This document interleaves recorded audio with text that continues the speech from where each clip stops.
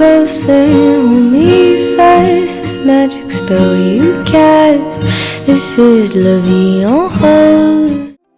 Halo, assalamualaikum warahmatullahi wabarakatuh. Saya Zekia Ulfa sebagai perwakilan dari kelompok 6 untuk menjelaskan mengenai modifikasi instrumen asesmen bagi anak yang mengalami gangguan emosional dan perilaku. Materi dari kelompok-kelompok sebelumnya tentu kita telah memahami bagaimana anak dengan gangguan emosional dan perilaku tersebut, dan pada kali ini kita akan terfokus pada bagaimana instrumen asesmen yang telah dimodifikasi untuk anak disabilitas netra, daksa, dan disabilitas rungu.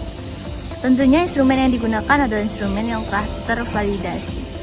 Pada tahun 1990 ditemukan alat dengan sebutan Systematic Screening for Behavior Disorder atau SSBD.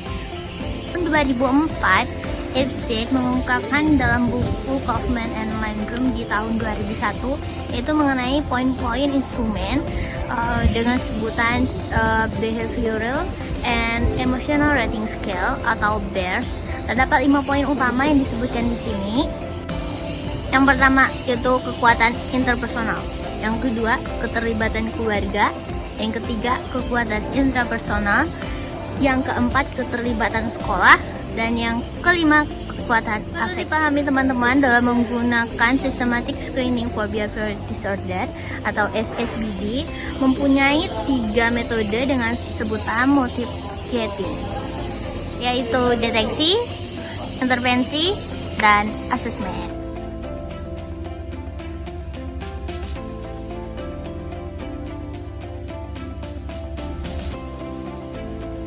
Oke, di sini kita masuk ke dalam butir-butir instrumen asesmen. Itu kita akan memerlukan data anak, nama, dan juga waktu dan tempat. Dan keterangan S sebagai sering, T terkadang, TP tidak pernah. Aspek pada poin pertama yaitu kekuatan interpersonal dengan indikator yaitu yang pertama menyimak. Subindikator, anak sulit fokus dalam menyimak informasi yang tertuju kepadanya. Poin kedua, berkomunikasi secara efektif. Anak tidak paham kapan harus berbicara dan kapan harus mendengarkan. Lalu, modifikasi instrumen untuk anak disabilitas netra, rungu, dan daksa. Pada anak disabilitas netra, kita akan melihat bagaimana antusias anak tersebut dalam mendengarkan informasi yang dituju kepadanya.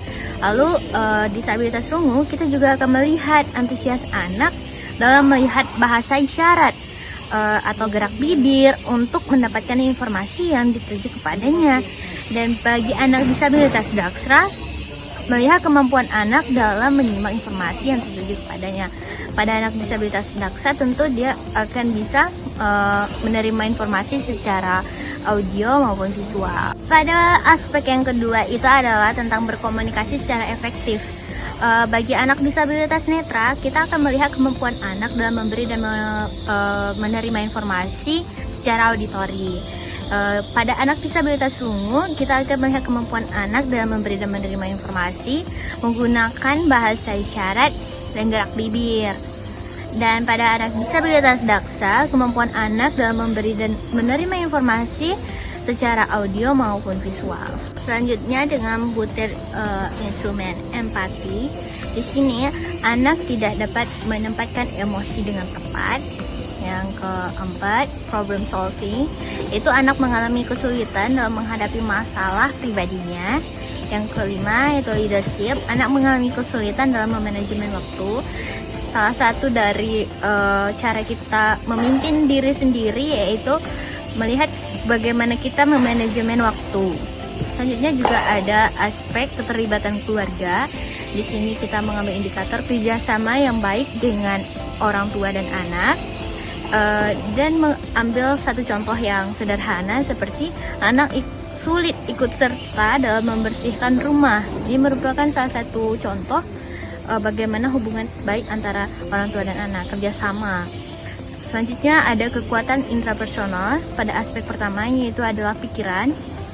Anak kesulitan untuk fokus pada suatu aspek Yang kedua itu ketangguhan. Anak mengalami kesulitan dalam memfokuskan target yang telah diambil. Bagaimana penjelasannya? Selanjutnya bisa. Pada penjelasan yang pertama tentang empati. Pada anak disabilitas netra, kita akan melihat kemampuan anak dalam menempatkan perasaan berdasarkan apa yang dia rasakan. Gitu. Pada anak disabilitas rungu, kemampuan anak dalam menempatkan perasaan berdasarkan apa yang dia pahami melalui pemanfaatan indera penglihatannya. Dan pada anak disabilitas daksa, itu kemampuan anak dalam menempatkan perasaan berdasarkan apa yang dia lihat dan apa yang dia dengar. Problem solving.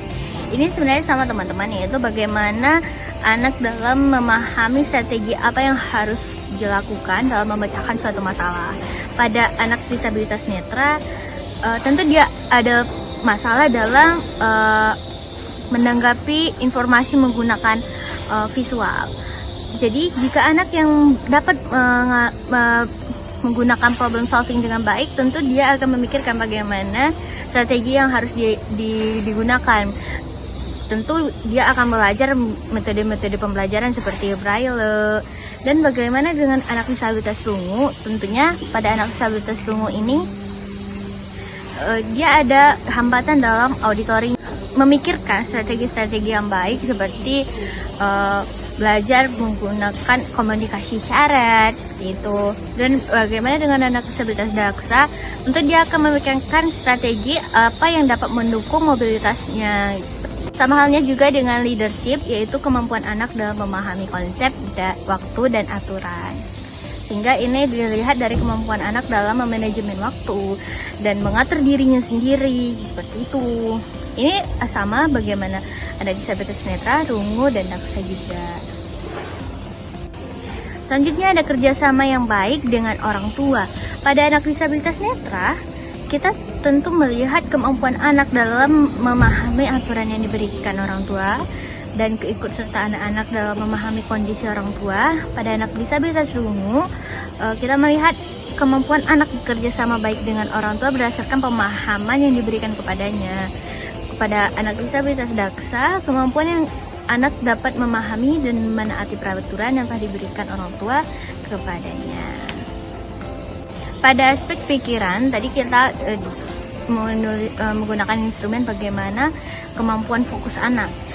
Lalu, di disabilitas netra, kita akan melihat bagaimana fokus anak dalam memahami metode pembelajaran. Salah satunya yaitu adalah metode buku Braille.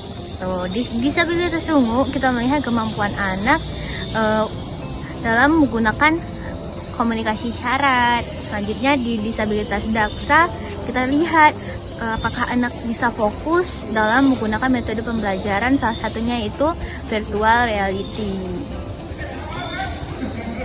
Di aspek ketangguhan, kita melihat disabilitas netra itu apakah ada rasa ambis dalam mempelajari suatu hal, seperti yang disebutkan tadi bahwa mereka menggunakan metode pembelajaran Braille.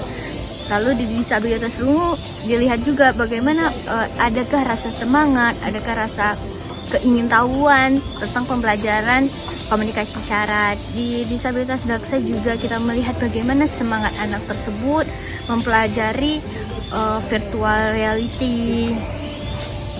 Selanjutnya dengan poin yang ketiga yaitu percaya diri, kita mengambil subindikator anak sulit percaya diri dengan kemampuan yang dia miliki. Selanjutnya dengan aspek selanjutnya yaitu keterlibatan sekolah. Indikatornya kita mengambil kerjasama yang baik dengan sistem dan peraturan sekolah. Subindikator anak mengalami kesulitan dalam mengikuti peraturan yang telah ditetapkan. Selanjutnya ada kekuatan efektif, kita mengambil indikator menerima dan memperhatikan, yaitu anak mengalami kesulitan dalam penerimaan hasil dalam sebuah usaha yang diberikan.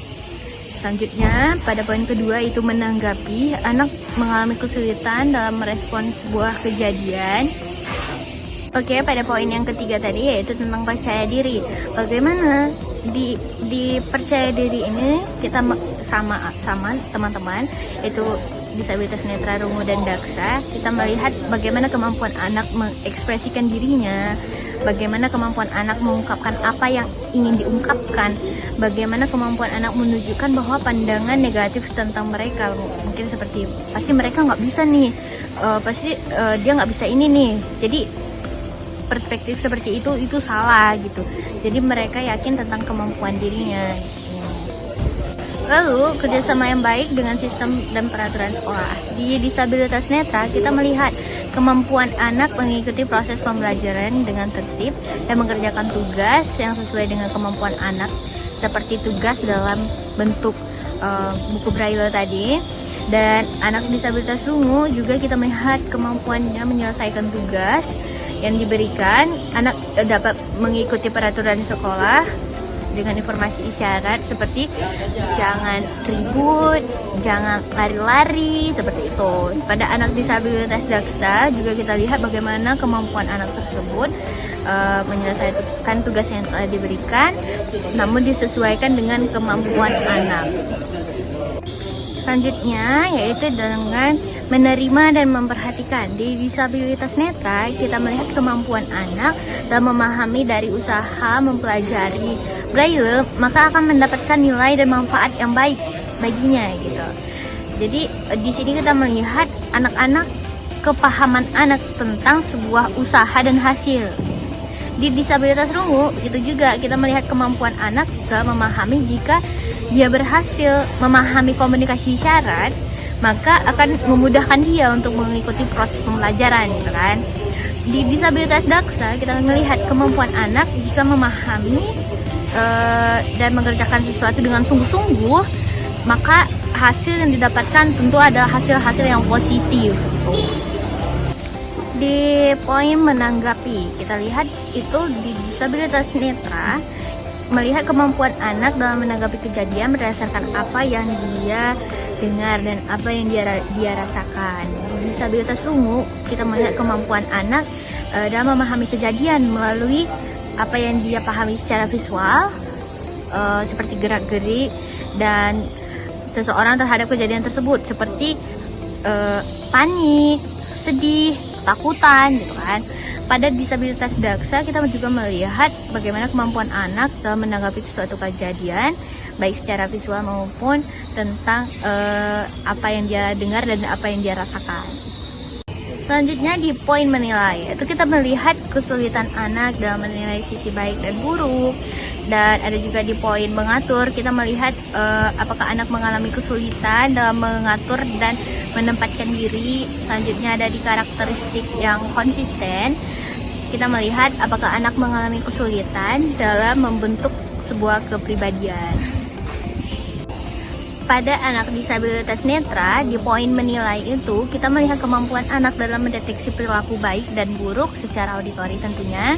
Dan pada anak disabilitas rungu kita juga melihat kemampuan anak menilai dan mendeteksi suatu perilaku yang memberikan efek baik dan buruk berdasarkan kemampuan visual dan komunikasi isyaratnya. Selanjutnya ada di disabilitas daksa, itu kita melihat kemampuan anak dalam menilai perilaku baik dan buruk berdasarkan kemampuan visual dan auditorinya.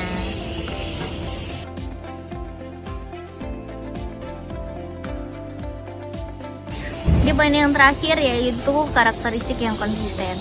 Karakteristik yang konsisten ini tentu akan membentuk sebuah kepribadian. Di disabilitas netra kita akan melihat kemampuan anak dalam membentuk kepribadian seperti anak rajin dan gemar mempelajari penggunaan intelligent stick for blind secara konsisten. Berarti kepribadian anak ini adalah anak yang rajin gitu. Dia gemar dalam mencari tahu penggunaan intelligent stick for blind secara konsisten, dikutip dari Ali et al. Pada tahun 2018. Selanjutnya di disabilitas rungu kita melihat kemampuan anak dalam membentuk kepribadian seperti mempelajari irama berbicara, memahami etika berkomunikasi dengan baik, seperti itu. Selanjutnya di disabilitas daksa kita melihat kemampuan anak dalam membentuk kepribadian seperti anak gemar melakukan terapi motorik pada jam yang telah ditentukan, sehingga karakteristik yang konsisten ini dapat memberikan suatu kepribadian kepada anak. Berarti anak-anak ini adalah anak yang rajin, yang tentunya dia tangguh, dia bersemangat dalam mendapatkan ilmu-ilmu dan informasi. Sekian teman-teman mengenai instrumen asesmen yang kita ambil dari Systematic Screening for Behavior Disorder atau SSBD, juga dengan metode multiple gating. Dan instrumen yang kita susun menggunakan penyusunan Behavioral and Emotional Rating Scale atau BERS yang kedua. Oke, assalamualaikum warahmatullahi wabarakatuh.